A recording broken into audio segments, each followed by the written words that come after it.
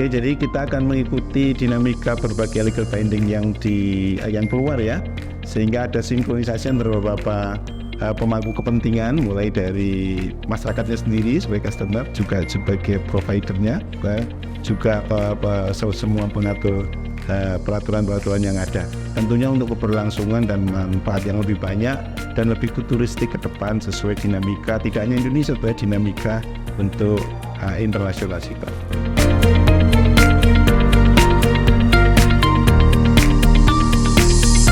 Oke, Bapak Ibu sekalian, jaminan kesehatan nasional merupakan upaya gotong royong, sehingga Anda harus ikhlas, harus rela menjadi peserta JKN secara bersama-sama demi kemajuan kita bersama untuk meningkatkan stabilitas kesehatan masyarakat.